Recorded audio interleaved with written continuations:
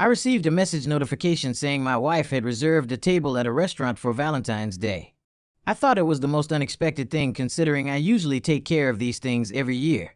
However, by the evening, all I received was a message saying she had to work overtime. Not long after, I stumbled upon a post from her junior on WeChat. Only a caring sister knows how to spoil someone. A fancy restaurant, a sweet person.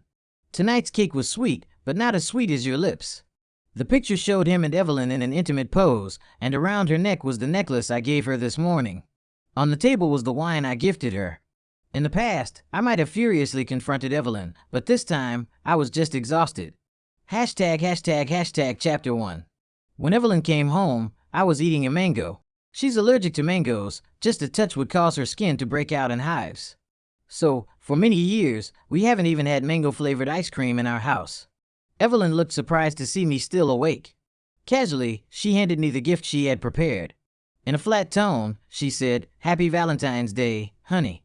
To be fair, she's a good wife. She doesn't just take, but also puts effort into preparing gifts for me in advance. For example, this expensive Patek Philippe watch I just received. This year, I got a message from the restaurant owner on Valentine's Day saying Evelyn had reserved a table.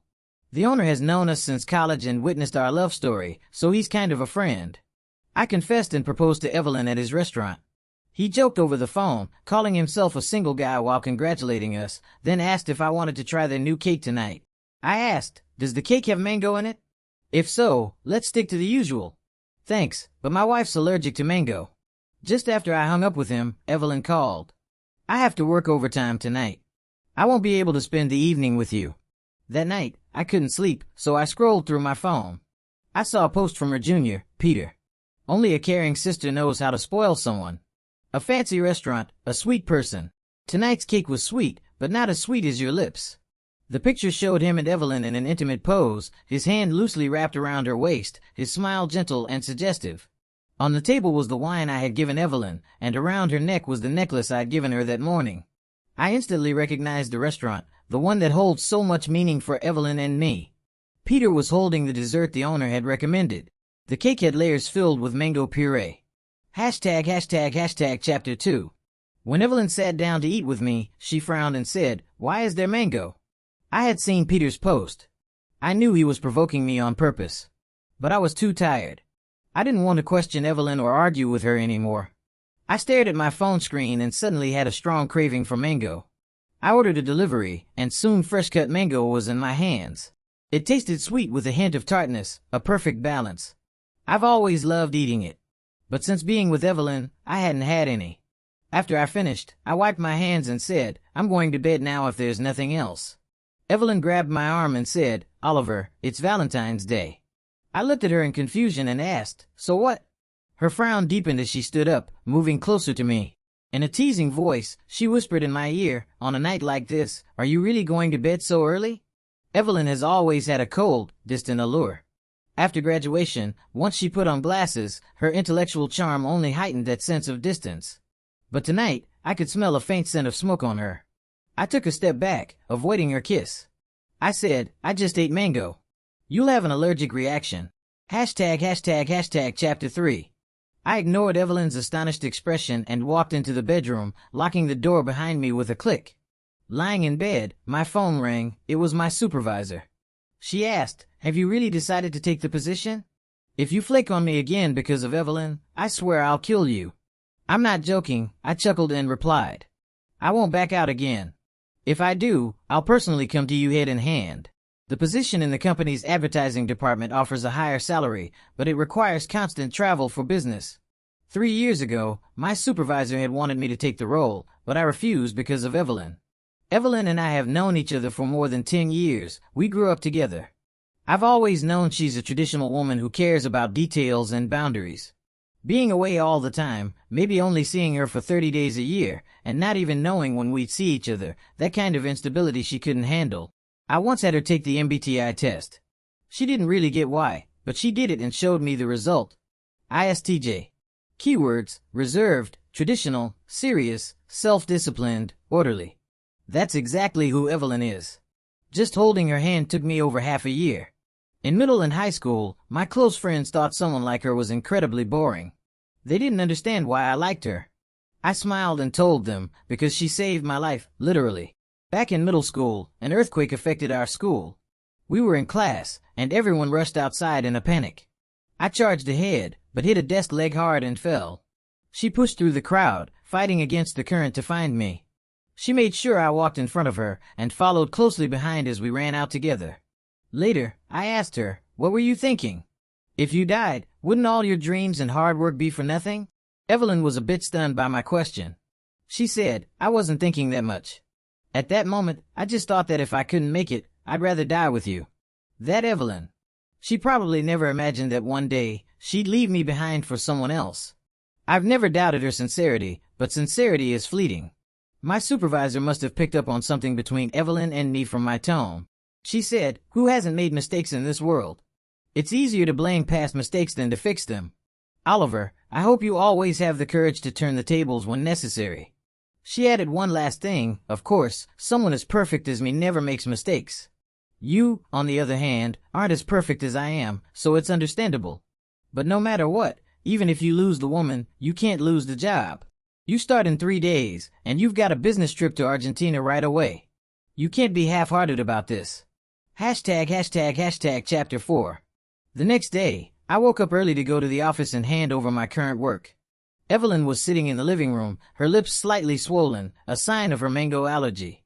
It was probably from Peter kissing her after eating the mango cake last night. I walked past her, heading for the door, but she grabbed my wrist. She frowned, looking a little defiant, and asked, "Why are you mad? Is it because I didn't spend time with you yesterday? I already told you I was busy and had to work overtime. I even let you know I'd be home late. The company is going public. As a woman, do you have any idea how hard it's been for me to climb my way to management? So many eyes are on me. How could I not set an example? You've always said you'd support me in having my own career. Why are you acting like this now?" "Yeah, this is how it's always been. I love her, so I tolerate her. Even when she was so busy that she didn't know I was in the hospital and I couldn't reach her by phone, I never said a word. Until one day, I picked her up from work and her phone rang. While she was doing her eyebrows, she immediately put down her half-finished makeup and sweetly answered someone else's call. That was the first time I heard her mention Peter's name. It was also the first time I realized that she wasn't too busy to take a phone call. And she wasn't the reserved, distant woman who kept boundaries with men. It was just that I wasn't the person she thought was worth her showing those feelings. I pulled my hand away from Evelyn and calmly said, "That's enough, Evelyn. We're done." Before I could finish, her phone suddenly rang. She glanced at the screen and gave me an apologetic look. Peter's boyish voice came through the phone, "Sis, come pick me up. It's so cold today, I don't want to get out of bed. If you don't come get me, you can't dock my pay if I'm late." Evelyn's expression softened almost unconsciously. She said, "You, afraid of the cold? The same guy who climbs snowy mountains at night. All right, Peter, get up. You're bringing me breakfast today, remember?" I let out a sarcastic laugh. On the other end, Peter seemed to sense something. "Oh right, tell Ning thanks from me. Yesterday, I not only ate at his restaurant but borrowed one of his people too. I'll definitely work hard and send him a great gift in the future." Chapter 5. Evelyn gave me a guilty glance when she heard Peter's words, then quickly looked away. Her fingers instinctively pressed the volume down button on her phone. You really can't help but laugh when things get to this point. I shook my head and turned to leave. But I heard Evelyn quickly reject Peter and catch up to me. Yesterday, Peter had a client dinner, but he forgot to book a restaurant. So I gave him our reservation. It was all for business, you understand, right? I stared at her in silence. Spending Valentine's Day with a client? Did she not find that absurd? Evelyn probably didn't realize it. Whenever she lies or gets nervous, she unconsciously grips her wedding ring. But it didn't take long before Peter called her again, and she left, citing food poisoning or some other excuse. It didn't matter. It wasn't the first time. This winter was unusually cold, snow blocked the roads, and there was no delivery available. I wanted Evelyn to make me some porridge. But I saw her put on her coat and get up, saying, "Peter has no food at home. I'm going to his place to cook something for him." I froze in place. I wasn't sure whether to ask what her relationship with Peter was or why she needed to cook for another man. But Evelyn didn't give me the chance to ask. She hurried out the door without even noticing that I was curled up on the couch feeling unwell. It was so different from when we were in high school. Back then, if I even showed the slightest sign of stress, skipping meals, she would scold me coldly. But during an emergency break, she'd somehow pull out a steaming hot bowl of rice cakes like magic. Eat up. You'll only get worse if I don't take care of you. You're always causing me trouble. When I got to the office, my supervisor dumped a mountain of paperwork on my desk. Handle all of this within 3 days, or come to me with your head. I worked late into the night, and when I checked my phone, I saw a draft of the divorce papers sent by the lawyer. So, in the middle of the snowstorm, I took a cab straight to Evelyn's office building. But when I reached her floor, the power went out. I frowned and turned on my phone's flashlight. At that moment, I got a message from a colleague with a link. His tone was hesitant. Isn't this the heavy metal band concert you've always wanted to go to? Confused, I clicked the link. It took me to the poster's homepage. It was Peter's account. It chronicled all his moments with Evelyn. Turns out he had known Evelyn since high school, followed her to college, and now worked at her company. His bio read, "Being head over heels for her isn't just your privilege." I clicked on the video, and suddenly understood why my colleague had been so hesitant. In the video, concert lights flashed over Peter and Evelyn's faces. They were holding hands and kissing passionately in the crowd. My phone slipped from my hand and crashed to the ground. Rage filled my chest. Evelyn and I had been together for most of our lives. We'd practically spent our entire existence together. But despite all that, I still found Evelyn so unfamiliar. It felt like I'd never really known her at all. From our office came the sound of soft sobs. Evelyn choked out, "I'm sorry, but we really can't." A male voice responded, I just like you. What did I do wrong?" The boy wrapped his arms around her waist, gently stroking her tear-streaked face. Peter kissed Evelyn's tear-stained cheek, sadness filling his eyes. I watched as his hand slid up from her waist until it rested on the back of her head. And then, in the darkness, they shared a long, lingering kiss. Bang! The power came back on, and the lights flooded the room. They finally noticed me standing at the door. Peter said, "Ning, it's not what it looks like. I'm just too in love with her. It's not Evelyn's fault." Evelyn looked like she was in a daze when she saw me. Her lips were slightly parted, still glistening with moisture. "Oliver, why are you here?" I looked at her calmly, then walked over to Peter with a smile. But in the next second, I slammed my fist into his face. Before he could even fall, I grabbed him by the collar, pulling him closer, and glared at him viciously. "This punch is for your pathetic face. I've met a lot of female pretentious coquettes, but I've never met a male one until now. Makes me sick." He opened his mouth to argue, but in an instant, I threw a right hook into his stomach, the force driving through him, making him double over in pain and collapse. Evelyn snapped out of it, just about to speak. Smack! I backhanded her across the face. She clutched her cheek, her eyes filling with tears, looking hurt. I coldly removed my wedding ring, tossing it at her like trash. When it hit her, she finally began to sob, worthless tears streaming down her swollen cheeks. Her voice rose, "Oliver, don't do this. Please, just listen to me," but I cut her off, handing her the printed divorce papers. I said, "Evelyn, we're getting a divorce. ####chapter 6. Evelyn, disregarding all dignity, chased me all the way downstairs from the office. "Oliver, please listen to me. It's not what you think." Half the building was watching. Embarrassed, I flagged down a cab, ready to leave. Amid the falling snow, Evelyn pressed against the car door, not letting me close it. Her expression was almost pleading as she said, "There's really nothing between us. He's just a kid, he doesn't know any better." I sneered, "He's not grown up yet? So you're just teaching him how to kiss in advance, huh?" My tone was flat. She looked at me, her eyes red, as if staring at a ship that was never coming back. She choked out, "Don't look at me like that, Oliver. Please, don't look at me like that. We've been together for over 10 years. I can't live without you." Peter was just an accident. Her voice grew quieter and quieter. But then someone called out from behind her, "Evelyn, Peter's gone up to the rooftop. Come quick." She instinctively let go and turned around. I let out a derisive laugh and slammed the car door shut without hesitation. In the rearview mirror, I saw Evelyn take a few steps after me. But she stopped, turning back to run into the building. I closed my eyes. Once the anger subsided, the stabbing pain in my chest finally hit me. The driver glanced at me through the rearview mirror, his voice full of concern. "Hey, kid, you all right?" I wiped my face. Turning my head away, I remained silent. Back home, I started packing up my belongings. Not long after, both Evelyn's parents and my parents called me. I thought bitterly, Evelyn sure is busy.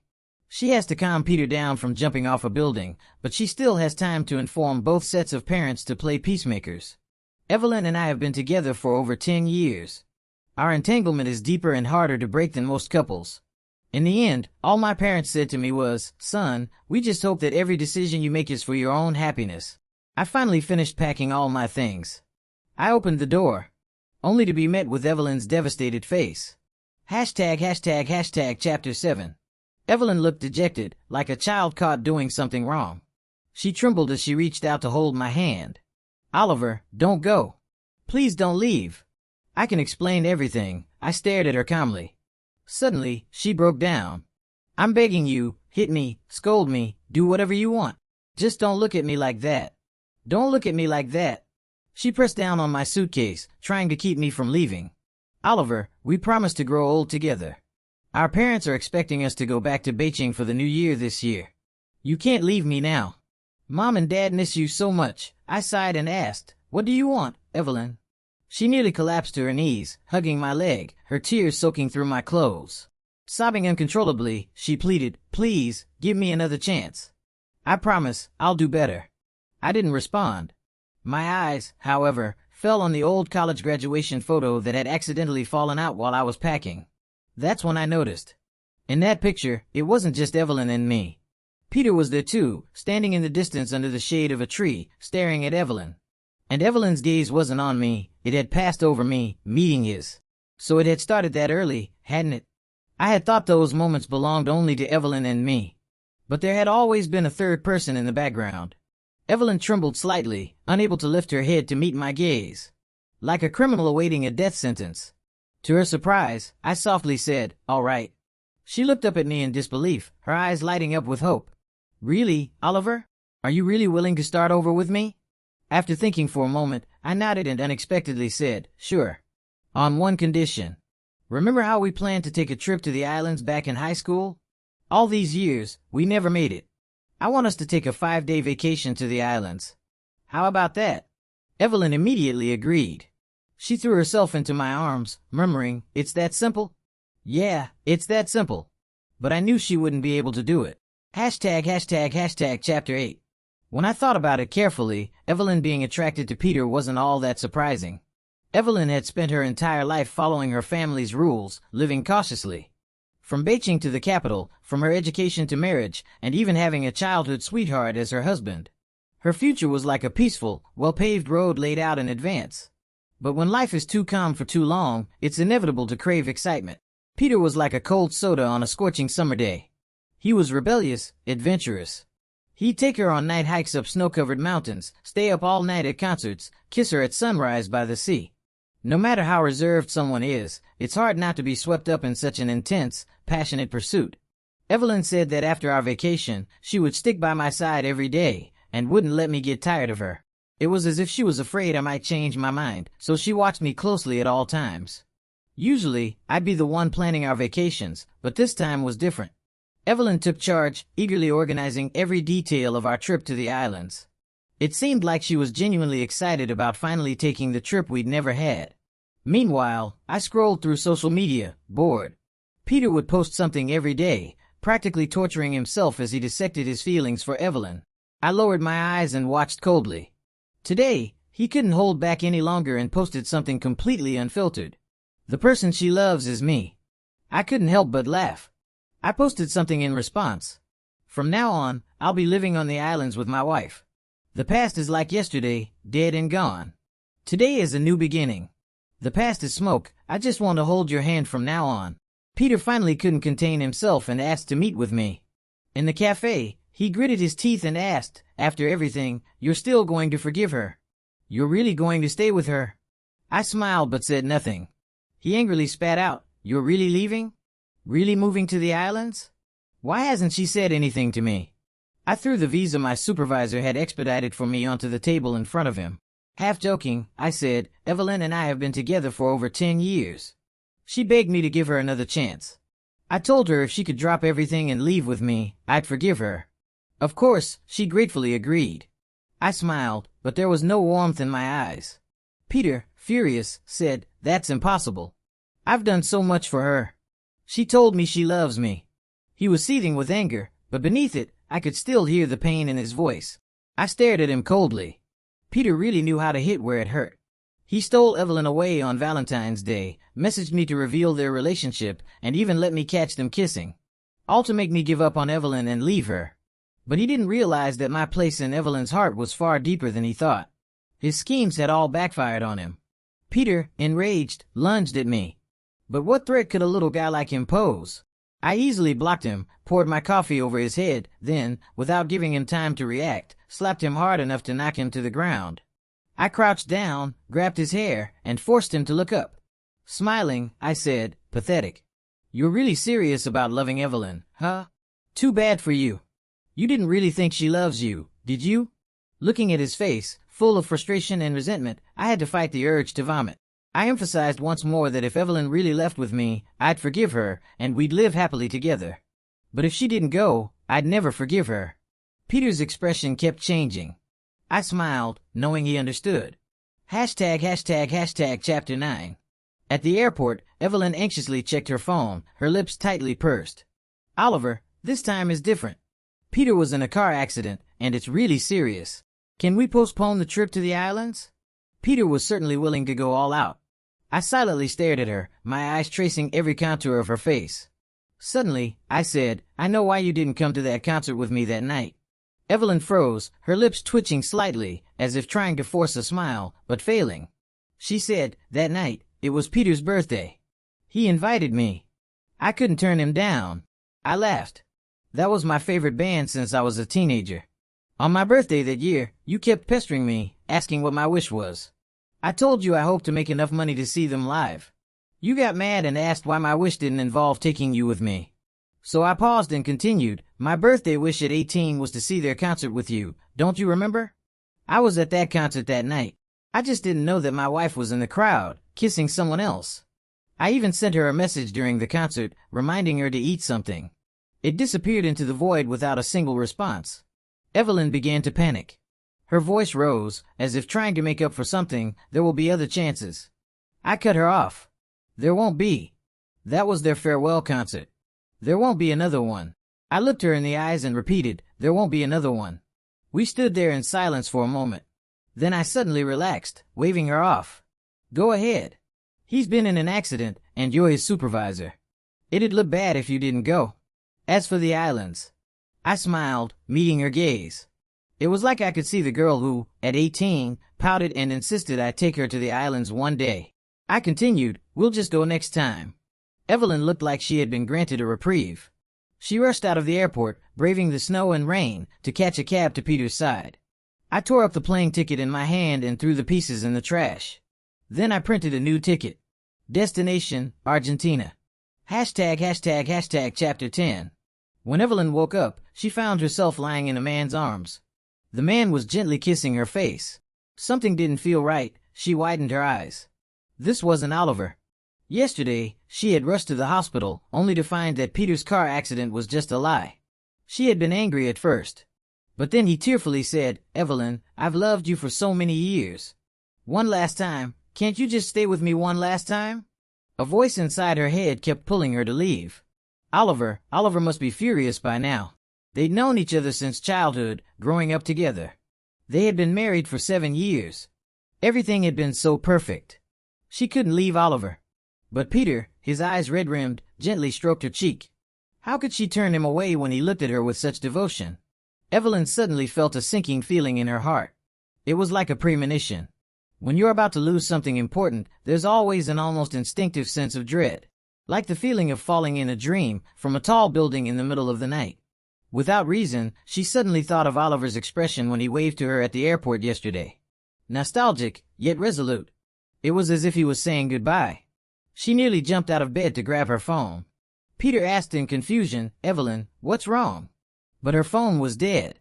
Her heart pounded as she anxiously watched the black screen, waiting for it to charge, as if she could burn a hole into it with her stare. Her panic-stricken expression startled Peter. Finally, the phone powered back on. As soon as it did, a call came in.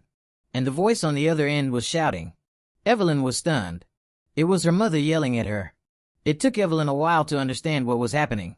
Apparently, Oliver had compiled evidence of her affair with Peter into a PowerPoint presentation, complete with a 320 megabytes attachment, and sent it to all of their family, friends, and colleagues. The final slide had Oliver's typical touch, a photoshopped picture of her and Peter's wedding, with a handwritten note that read, "Let's wish this pair of cheaters a lifetime of childless, everlasting happiness." After hanging up, she opened her messages. She saw that Oliver had only left her a picture of the divorce papers, with a single note, on the desk in the study. "Sign it and send it to my office. ####, Chapter 11. She drove like a madwoman, running red lights all the way home. This winter was exceptionally cold, and rain and snow had turned the roads slick. She skidded several times, nearly crashing. The driver of a car she almost hit rolled down their window to yell at her, despite the weather. But it was as if she was in a daze, unable to hear anything. All she could think about was getting home, finding Oliver. He was so soft-hearted. He loved her so much. There had to be a chance to fix this. There wasn't time to wait. Oliver had to be furious by now. But when she finally got home, she found the house empty. Oliver had packed up almost everything he owned and taken it with him. She remembered how, when they were preparing for the island trip, she had teased him about packing so much. She had joked, "It's not like we're never coming back." Oliver had only smiled and said nothing in return. Her heart filled with a dull, suffocating pain. So that was it. He had been planning to leave her all along. No, that couldn't be. They had been together for most of their lives, practically their entire existence. She couldn't live without Oliver. Oliver couldn't live without her either. If she apologized sincerely, made things right, he would forgive her, just like he always did. After all, he'd once said they were meant to be together since childhood. But when she reached Oliver's office, his cold-faced supervisor ordered security to throw her out. When she finally managed to contact one of Oliver's colleagues, even they treated her with disdain. She spent days trying to track him down, only to learn that Oliver had taken the new position.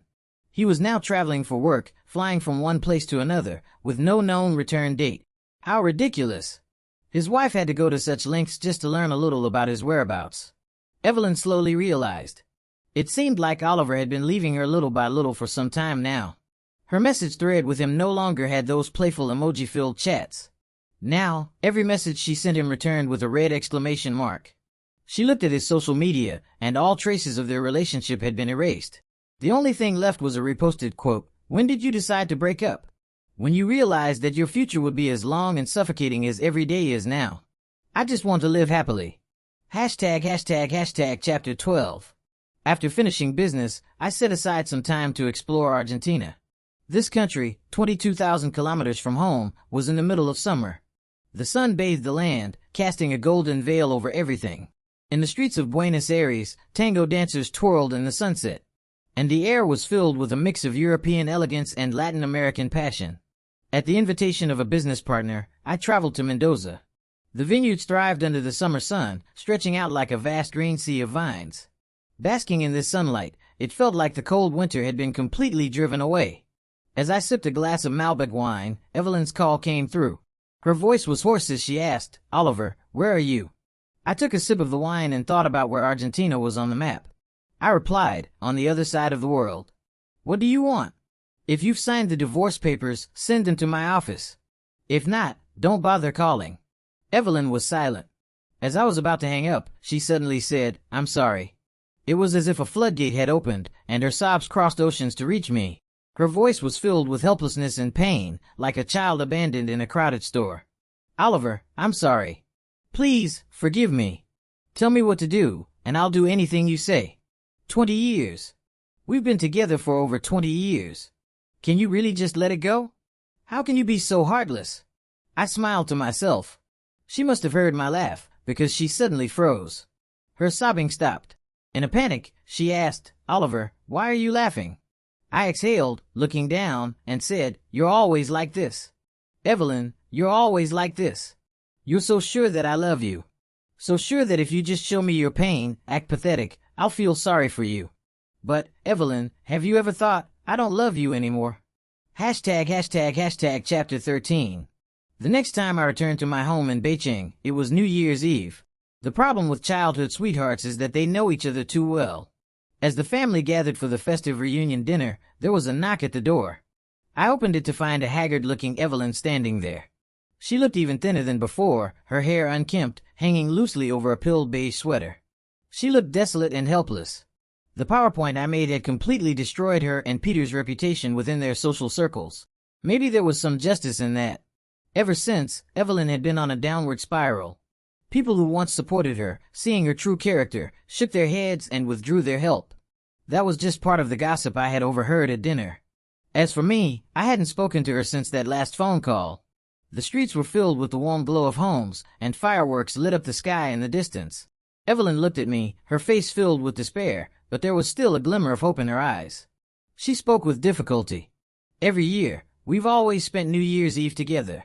Oliver, I love you. I really can't live without you. I looked at her, and suddenly, I remembered the younger version of her sneaking out on New Year's Eve, cheeks flushed, just to give me a red string bracelet she had woven herself. I had thought that seeing her again would hurt. But to my surprise, I felt nothing at all. These past months, flying all over the world, the different landscapes I'd seen had slowly but surely filled my heart. The sound of fireworks marked the end of the year. The long, cold winter was finally over. A new year was about to begin. I said, Evelyn, don't do this. It's New Year's. Seeing you like this makes me feel sick. Evelyn's face turned deathly pale. I closed the door. When my parents asked who it was, I just shook my head and said, no one. Then I dove back into the warmth of the family dinner, fighting for the last piece of beef in the hot pot. Laughter filled the room, and everyone was in high spirits. It was wonderful. I still had my family. #### Chapter 14. Under the so-called brilliant leadership of my supervisor, my career was thriving. I quickly adapted to the life of constant travel. Whenever I arrived in a new place, I'd send a postcard back home. My mom, having picked up some internet slang, now called me her travel frog. This time, I was in Japan. My mom worried over the phone, son, be careful. I've heard Japan has a lot of earthquakes. I took a big bite of the mango bread I had just bought, walking toward the fireworks festival. Japan truly was a fascinating country, having once modeled itself after much of our culture, yet now it had developed its own distinct, melancholic, and quietly romantic essence. Under the canopy of a summer night, the Japanese fireworks festival was like a dazzling dream. The fireworks exploded in the night sky, like countless shining stars, burning brightly for a moment, turning the darkness into day. I looked up, momentarily forgetting to breathe. Snapping out of it, I smiled and said to my mom over the phone, earthquakes aren't that common. But, as luck would have it, Japan's meteorological agency issued an unprecedented warning, Nankai Trough earthquake, temporary information, attention to large earthquake. All flights back were fully booked. By the time the news reached home, I had gone off the grid. My mom was so frantic she started praying to gods, even lighting incense at midnight to ask for my safety. Evelyn heard the news and silently booked a flight to Japan. Peter was still by her side at the time. He had lost his job and been blacklisted in the industry. He and Evelyn were locked in a toxic relationship, torturing each other. He said, don't be stupid. Even if you go, Oliver won't forgive you. Don't you understand? But Evelyn refused to listen to him. In their struggle, unable to break free, Evelyn grabbed a kettle from the table and smashed it over Peter's head. Blood poured from Peter's forehead. He screamed like a madman, he doesn't love you.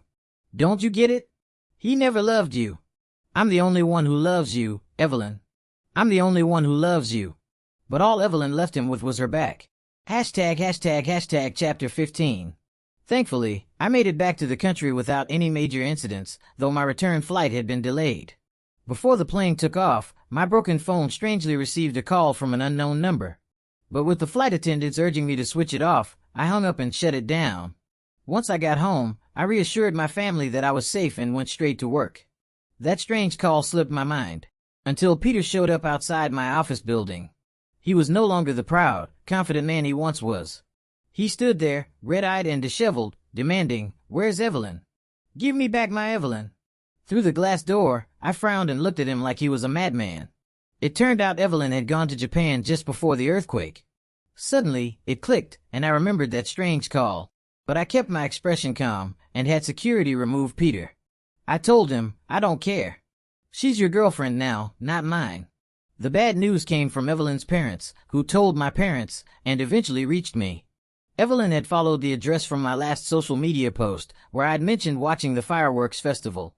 Like carving a mark into a boat to find a lost sword, she was searching for me, calling Oliver. Oliver, using a new SIM card to try and reach me. But all she got was a busy signal. She thought I was still angry and ignoring her calls. So she chased me down to the inn where I had stayed. That's when the building collapsed. My mother sighed heavily as she told me the story. Sigh. I couldn't help but remember the girl who had shielded me during the earthquake in middle school, helping me escape the collapsing classroom. A mix of emotions stirred within me. This time, Evelyn hadn't made it out. She had been crushed, her legs shattered. Whether she'd ever walk again was uncertain. Over the phone, my mom cautiously asked, "Son, are you going to visit her?" I shook my head. When there was no response, I realized she couldn't see me, so I said, "No. Evelyn and we have nothing to do with each other anymore." #### Chapter 16. After hanging up the phone, I looked out the window. This was another new and unfamiliar country. What beautiful sights would I find here? I was looking forward to it. As for the past, the events of yesterday die with yesterday, the events of today are born anew. I hope everyone finds the courage to flip the table and start over.